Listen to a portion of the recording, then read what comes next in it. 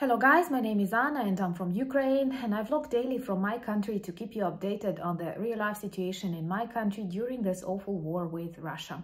If you're new to the channel, check my videos and subscribe, because I believe the world needs to know more about Ukraine, and especially in these dark times.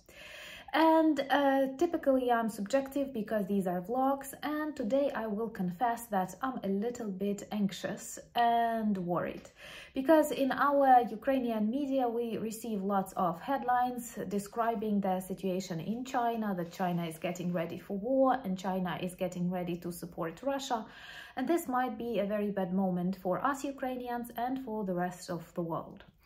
I know that many are afraid of the real Third World War. For me, it was a real threat when Russia attacked Ukraine, because that was already a sign that in the head of Putin and other authoritarian leaders like him, they are no more afraid to cross border lines, red flags, or whatever stops people from doing stupid things. And in their head, they already have a plan how they capture more and more territories. For me, I'm 100% convinced that if Putin manages to take the territory of Ukraine, he will not stop here. He will continue to Moldova, to the Baltics, to Poland, and one day maybe to Germany, because there are still lots of his agents somewhere in the eastern part. And all of us are in danger, and if he is joined by China, by Xi Jinping, then we are all in serious trouble. And it looks like that the meeting they had in Moscow, which was already a bad signal after the International Criminal Court in The Hague said that they consider Putin a criminal and they are ready to issue an arrest for him. A couple of days later, the leader of China came and shook hands with Putin. So we have to understand that they polarize the world, they deepen the confrontation, and actually they escalate the conflict, as many politicians like to say. So a victim as Ukraine, a potential victim as Taiwan, for example, cannot escalate the conflict. I'm really interested in your opinion, so do let me know in comments what you think about that, because Ukrainian media is kind of alert. They have published a couple of analytical articles which describe some changes that took place in China during the last year and especially during the last months. That they have increased their defense budget. But by the way, it's so funny when countries like Russia or countries like China call their ministries of defense, defense budget. It's attack budget. It's a criminal terrorist budget in Russia. Defense budget is in Ukraine. So China increased its military budget 7.2%. and they were increasing it slowly for a couple of years. Also, they have accepted a couple of new military laws. They started building more bomb shelters close to the border with Taiwan.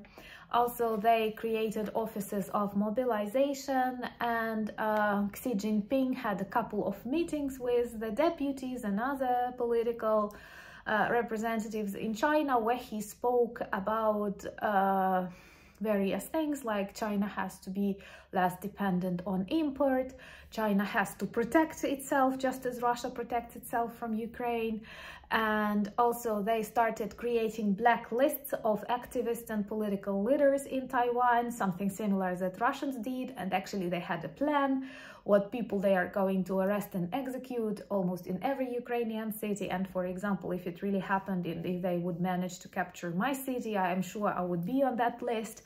So this is all very scary and at the same time very realistic, which is bad.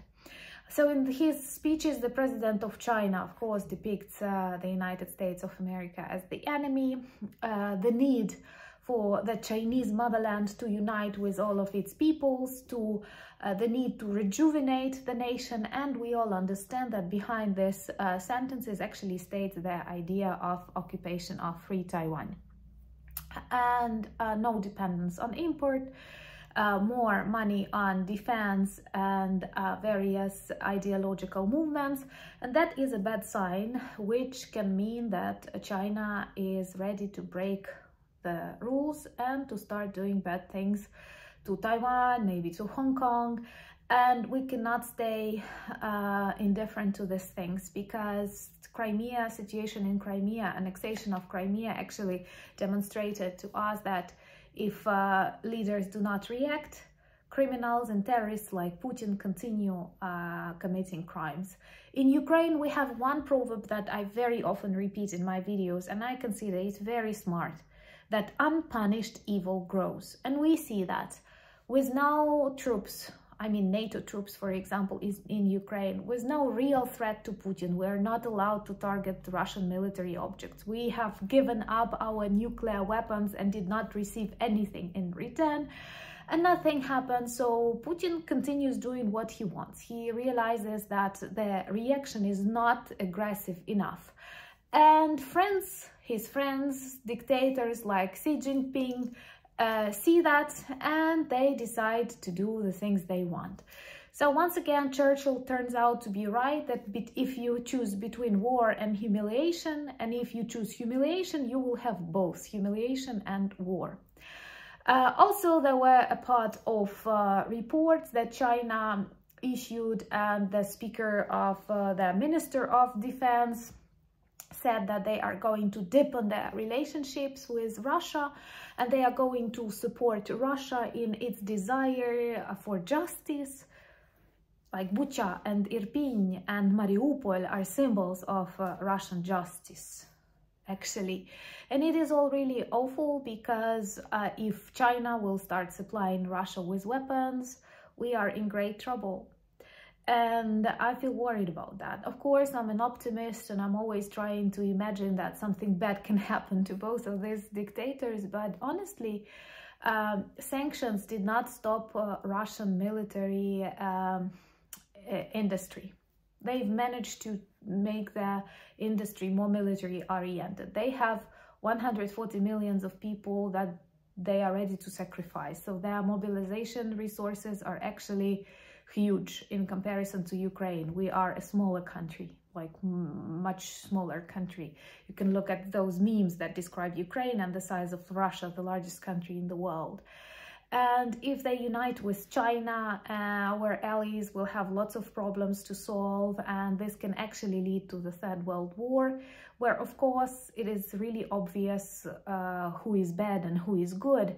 But the question is, who is going to win? Because our Western tolerance, our Western desire not to be aggressive, not to provoke, not to escalate, is treated by these Eastern countries, I mean Russia and China, as signals not of understanding democracy and tolerance, but signals of weakness, and signals that they can continue breaking the laws and the rules. Honestly, I feel worried. Let me know, what do you think about these possibilities? Will China help Russia in this war against Ukraine? I mean, openly help, provide them with the necessary weapons? And will they attack Taiwan? Also, I know that I have some subscribers from Hong Kong and Taiwan, and I want to tell you that stay strong. And we are with you. We will always attract attention and try to support you the way we can. It's difficult for the country at war, but we definitely understand the dangers you face. And we don't have other choice than to continue fighting and to continue being strong. Because good must prevail. I believe that's the way the world must work. No other option is possible. The problem is that we have to fight. Sometimes we have to die for that, but we have to continue being strong. I'm very grateful to my subscribers who are my friends. Thank you for buying me coffees, becoming my patrons. Thank you for worrying about Ukraine and trying to save the planet, because this is actually an existential fight. Slava Ukraini!